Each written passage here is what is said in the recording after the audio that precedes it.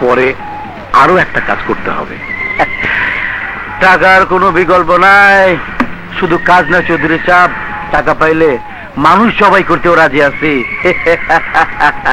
সালাম সাহেব। হাসান, এবার তোমার পালা।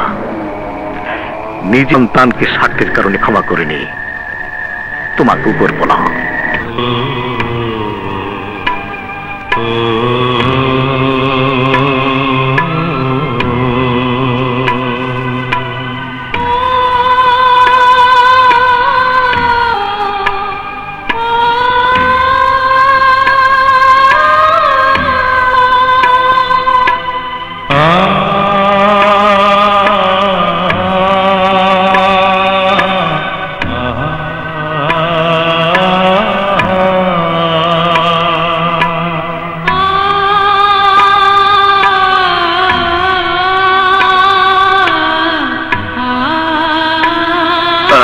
উঠবেন না, একটু বিশ্রাম নিন।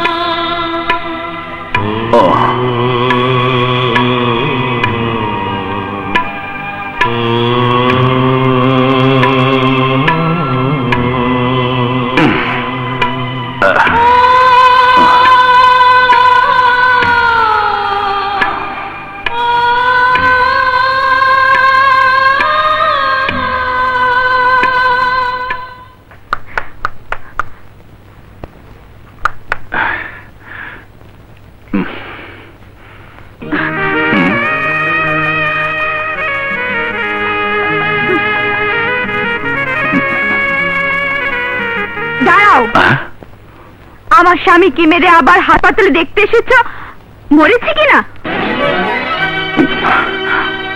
তুমি কেমন ভাই যে একমাত্র বোনের স্বামীকে হত্যা করতে চাও?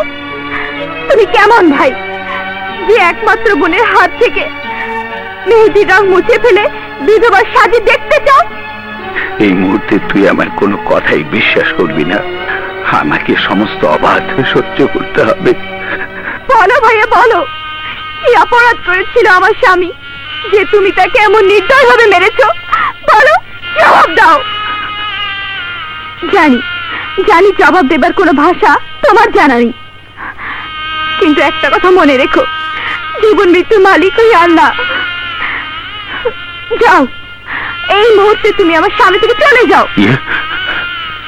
আমি তোমার মুখ দেখতে চাই না, আমি তোমার মুখ দেখতে চাই না।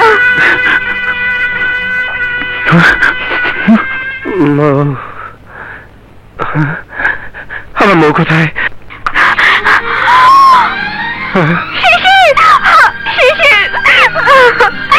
খোদার কাছে লাখ লাখ শুকর, তুমি জ্ঞান ফিরে পেয়েছো। হ্যাঁ, মিস্টার হাসান চৌধুরী যদি সময় মতো আপনার স্বামীকে হাসপাতালে এনে নিজের শরীরে রক্ত না দিতেন, তাহলে হয়তো আপনার স্বামীকে বাঁচানো সম্ভব হতো না। এইসব আপনি কি বলছেন ডাক্তার সাহেব? ভাইয়া শিশিরকে রক্ত দিয়েছে? হ্যাঁ, ঠিকই বলছি। কিন্তু আমি যে আমার স্বামীর এই অবস্থার জন্য ভাইয়াকে চরম অপমান করে তাড়িয়ে দিয়েছি। তুমি কি করেছো মৌ? তুমি ভাইয়াকে আবার অপমান করেছো? হ্যাঁ শিশির, আমি ভেবেছিলাম ভাইয়া হয়তো প্রতিশোধ নেবার জন্য আমাকে খুন করতে চেয়েছিল। না মৌ, ভাইয়া আমাকে মারেনি, আমাকে মেরেছে যারা তোমাকে কিডন্যাপ করেছিল তারাই। ও খোদা, যে ভাই আমার স্বামীর জীবন রক্ষা করেছে, আমি তার সাথে এমন দুর্ব্যবহার করেছি।